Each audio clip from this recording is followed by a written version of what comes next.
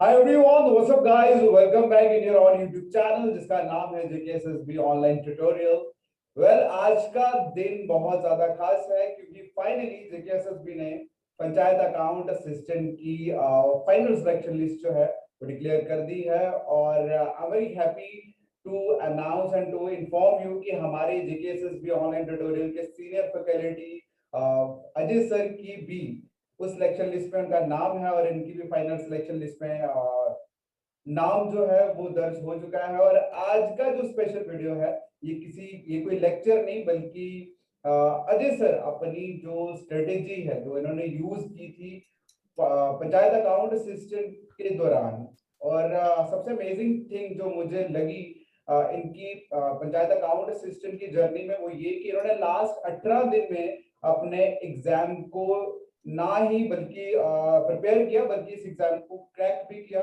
और most amazing thing अगर मैं आपको सुनाऊं तो ये कॉमर्स बैकग्राउंड से नहीं है, मतलब ये साइंस बैकग्राउंड से है, लेकिन साइंस बैकग्राउंड के होते हुए 18 दिन में पूरे एग्जाम की प्रिपरेशन करना, मतलब they don't know about the accountancy and still within just 18 days he prepared the whole syllabus and finally he get his name in the selection list। so आज का जो वीडियो है ये इम्पोर्टेंट है basically उन सभी एस्पिरेंट्स के लिए जो अपकमिंग एग्जाम्स में बैठने जा रहे हैं, क्योंकि सो फाइनली इस वीडियो में अजय सर अपनी उस स्ट्रेटेजी को शेयर करने जा रहे हैं आप सभी कैंडिडेट्स के साथ जो upcoming finance account assistant sub inspector जैसे एग्जाम्स की तैयारी कर रहे हैं।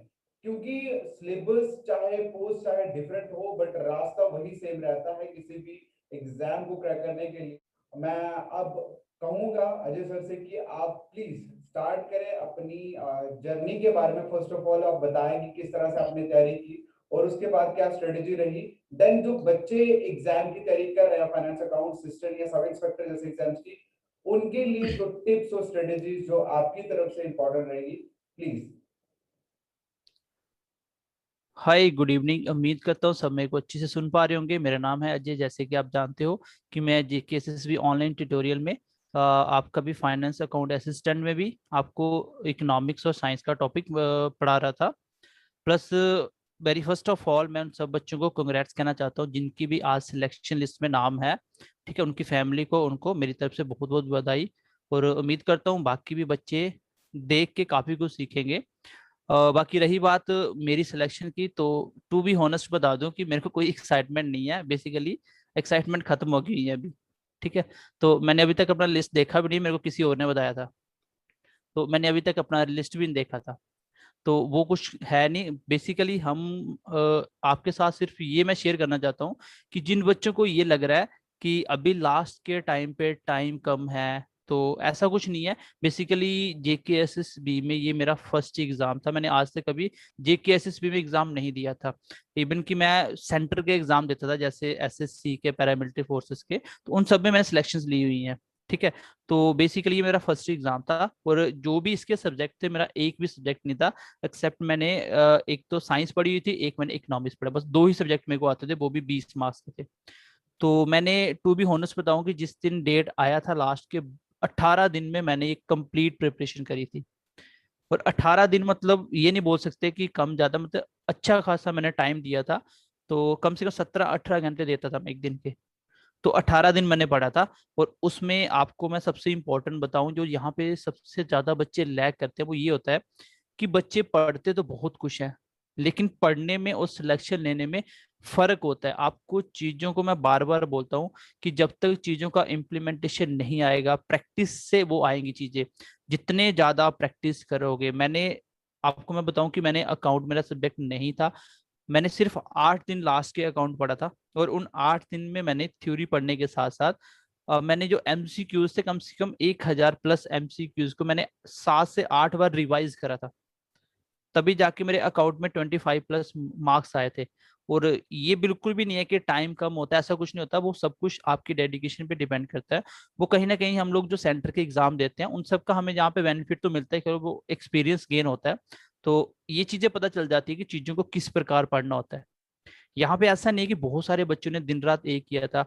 तो मैं तो मतलब एग्जाम पास किया 18 दिन में, ये भी बहुत बड़ी बात है। इतना नहीं कि हमने बहुत ज्यादा नंबर ले लिए। इवन कि मैं टू बी ऑनेस्ट बताऊं तो मेरा जो OMR सीट था वो गलत भी हुआ था, जिसमें 8 से 10 क्वेश्चन सीधे सीधे गलत हुए थे। जो सैनिटी वाइज मैं लगाता जा रहा था, बीच में एक क्वेश्चन स्किप हो गया था, वो 10 की 10 क्वेश्चन एक साथ गलत हुए थे। लेकिन तो भी सिलेक्शन हो गया, पता नहीं कैसे हो गया। लेकिन मैं ये कहना चाहता हूँ कि आप लोग जो तैयारी कर रहे हो, तो मेन चीज ये है कि चीजों को रिवाइज करो। जितना ज्यादा रिवाइज करोगे उतनी ज्यादा अंडरस्टैंडिंग होगी। हर बार पढ़ने में, अगर एक बार पढ़ोगे चीज को, दूसरी बार पढ़ोगे फिर कुछ सीखने को मिलेगा, तीसरी बार पढ़ोगे फिर सीखने, जितनी बार पढ़ोगे उतनी बार कोई ना कोई नया कॉन्सेप्ट सीखोगे। पर एक चीज को 10 बार पढ़ने से ज्यादा रिजल्ट मिलेगा बार बार नई नई चीजों को पढ़ने से। तो बेटर यही है, मैं यही सिखाना चाहता हूँ सबको, ये बताना चाहता हूँ कि जो भी बच्चों को ये लग रहा है कि टाइम कम है, अब मुझे नहीं लगता कि 18 दिन से कम आपको मिलेंगे किसी को। तो आप अभी भी तैयारी करिए। अभी फिलहाल मुझे तो लगता है कि एग्जाम तो 2 मंथ तो अभी लेगा, मिनिमम 2 मंथ लेके चलो, इतना तो वो लेगा एग्जाम। तो आपके पास बहुत ज्यादा टाइम है, और आप ईमानदारी से पढ़िए। जो पढ़ रहे हो उसको साथ साथ रिवाइज करते रहिए। मैं एक ही चीज बोलता हूँ, मेन जो सिलेक्शन का रीजन होता है वो होता है रिवीजन। आप जितनी ज्यादा रिवीजन करोगे उतनी ज्यादा परफेक्शन आएगी। और जिस एरिया को पढ़ लिया उसको इस प्रकार पढ़ो कि अब उसमें मुझे बार बार नहीं पढ़ना पड़े। जो मैंने पढ़ लिया बस उसको रिवाइज करना हो। बच्चे पढ़ते हैं दूसरी बार पढ़ के फिर उसको एक्स्ट्रा ऐड ऑन करना पड़ता है, तीसरी बार फिर ऐड ऑन। तो इस तरह से तो सिलेबस लास्ट तक कभी खत्म नहीं होते हैं। एक चीज को कंप्लीट पढ़ो, उसको उसके MCQs प्रैक्टिस कर लो और उसको बार बार रिवाइज करो, ये होना चाहिए। तो सिलेक्शन कोई बहुत बड़ी बात नहीं होती, ठीक है। और ये तो स्टेट के एग्जाम में कंपटीशन कम होता है, लेकिन सेंटर में कंपटीशन बहुत होता है, ठीक है। उस सेंटर में सिलेक्शन लेना थोड़ा मुश्किल होता है। लेकिन ये स्टेट का हमारा फर्स्ट एग्जाम था। तो मैं तो बच्चों से यही बोलूंगा कि टाइम से तो बिल्कुल भी ना घबराएं। सिर्फ अपनी प्रिपरेशन पे ध्यान दीजिए, और जहां से भी आप पढ़ रहे हो बस उस चीजों पर बिलीव करिए, उन चीजों पर ट्रस्ट करके अपने आप को एनालिस करिए। चीजों का जो प्रीवियस ईयर क्वेश्चंस होते हैं, कहाँ से क्वेश्चन कोई भी पढ़ा रहा है, कोई फर्क नहीं पड़ता कौन पढ़ा रहा है, ठीक है। बस आपको देखना आना चाहिए कि जो भी कोई पढ़ा रहा है तो वो सफिशिएंट होना चाहिए। और वहां से उसको देख के आप लोग ये एनालिस करो कि आपकी तैयारी कैसी है। अब कुछ यहाँ पे जो प्रॉब्लम क्या है कि यहाँ पे इतने सारे चैनल्स हैं, ऑथेंटिक कौन सा है, कौन सा सोर्स सही है, वो भी मतलब बिना किसी गाइडलाइन के पता ही नहीं चलेगा आपको। तो बेटर है कि आप, सबसे बेस्ट तरीका होता है कि प्रीवियस जो क्वेश्चन आए हैं वो क्वेश्चन देखो, जहां से आपने पढ़ा, अब मैच करो क्या आपके क्वेश्चन सॉल्व हो रहे हैं, क्या ऐसे कॉन्सेप्ट आपके क्लियर है। अगर ऐसा है, आप उन चीजों को कर पा रहे हो, इट मीन्स कि आपकी प्रिपरेशन अच्छी है। बस उसी तरीके से कंटिन्यू रखो और आपके क्वेश्चन वहीं से आएंगे। और अगर आपको ये लगता है कि जो मैं पढ़ रहा हूँ और क्वेश्चन पेपर वाले नहीं हो रहे, तो इट मीन्स कि कहीं ना कहीं वो कंटेंट में कमी है, उन चीजों को पूरा करो, ठीक है। और इन सबको ध्यान में रखते हुए वैसे भी हम लोगों ने अभी तो मतलब, मैंने स्पेशली बोला सर को कि कोर्स इतना सस्ता कर दो कि हर एक बच्चा ले पाए। इवन कि हमने 3 कोर्सेज 500 रुपीज में प्रोवाइड कर दी, जिसका PDF MCQs हर एक चीज दे रहे हैं। इसलिए दे रहे हैं ताकि आप अपने आप को एनालिस कर पाओ कि कंटेंट आपने जो पढ़ा कहीं अभी भी कमी तो नहीं आ रही। अगर अभी भी आपको लग रहा है कि हमारी तैयारी अच्छे से नहीं हुई है, तो एक बार कंटेंट पे आके विजिट करिए, यूट्यूब पे आइए, हम लोग फ्री ऑफ कॉस्ट भी पढ़ा रहे हैं। वहां पे अपने आप को एक बार चेक कीजिए, क्या जो आपने पढ़ा आप क्वेश्चन कर पा रहे हो। क्योंकि हम लोगों ने 10 साल के प्रीवियस ईयर पेपर लिए हैं पूरे, प्लस एक्स्ट्रा क्वेश्चन जो नए क्वेश्चन आ सकते हैं जो पढ़ाए हैं वो हमने उठाए हैं। तो अगर आप वो नहीं कर पा रहे हो, इट मीन्स कि कहीं ना कहीं आप लोगों में वो कमी है। और ना तो हम ज्यादा डिफिकल्ट बाकी की तरह नहीं करवा रहे कि बिल्कुल ऐसे क्वेश्चन डाल दो कि बच्चों को नहीं आए और बच्चा डिस्ट्रैक्ट हो जाए, उसको लगे कि नहीं जो मैंने पढ़ा है वो कुछ भी नहीं आता और ये अच्छा पढ़ा रहे होंगे। तो ऐसा कुछ भी नहीं है। हमने वो क्वेश्चन डाले हैं जो बिल्कुल ऑथेंटिक होंगे, और ऑथेंटिक है, और जो एग्जाम में पूछे जाते हैं, ठीक है। और बाकी मैं तो यही कहता हूँ कि जो भी आप पढ़ रहे हो ईमानदारी से मेहनत करिए और अपने रिवीजन पे ध्यान दीजिए। जो चीज पढ़ रहे हो उसको इतनी बार रिवाइज कीजिए ताकि पढ़ने के बाद 10 दिन के बाद कोई आपको बोले कि आज आपका एग्जाम है, तो उस दिन इतने कैपेबल हो जाओ कि आप पूरे चैप्टर एक दिन में रिवाइज कर पाओ। ये सबसे बड़ी बात होती है, क्योंकि जब आप पढ़ते हो ना लास्ट के दिन में एग्जाम में, तब भी आपकी रिवीजन कभी कंप्लीट नहीं होगी। जिस तरीके से बच्चे पढ़ते हैं कि सिलेबस खत्म करो फिर स्टार्टिंग स्टार्ट करो, इस तरीके से कभी रिवाइज नहीं कर पाओगे और पढ़ी हुई चीजों को छोड़ के एग्जाम में जाओगे। ये बहुत बड़ी गलती होती है बच्चों की। इसलिए जो पढ़ लिया उसको कोई भी बोले तो 5 मिनट में वो आपका प्रिपेयर होना चाहिए टॉपिक। इस तरीके से तैयारी होनी चाहिए, ठीक है। चलिए बाकी सतीश सर से थोड़ी बात कर लेते हैं, कोई और भी कोई क्वारीज है बच्चों की तो। So much for sharing your strategy with the students.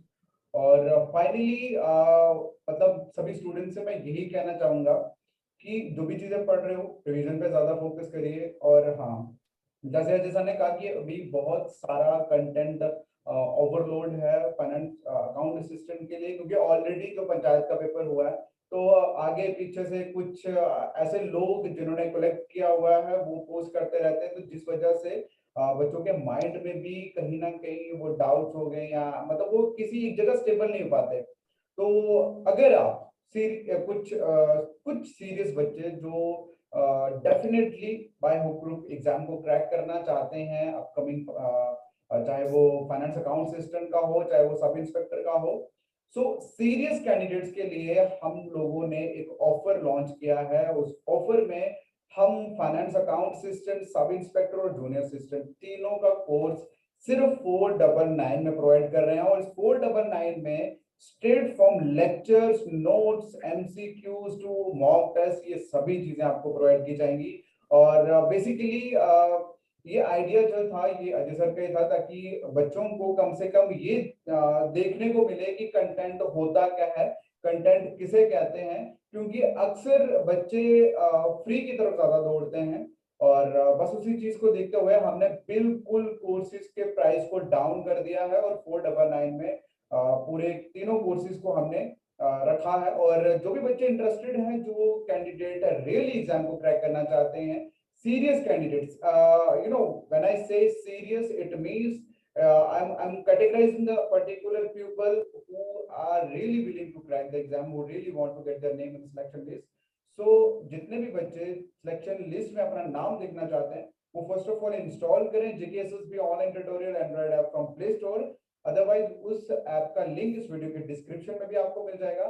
App को इंस्टॉल करने के बाद आप सिंपल ऐप को ओपन करें, बीच में मिड में एक बटन होगा स्टोर का, स्टोर पे क्लिक करें और सबसे एंड में आपको कंबाइंड कोर्स मिल जाएगा जिसका प्राइस 499 है।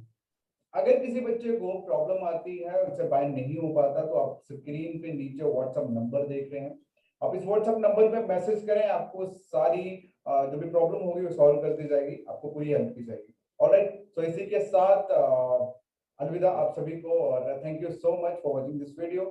And straightforward again, congratulations to Ajay sir for getting your selection in Thank you, sir.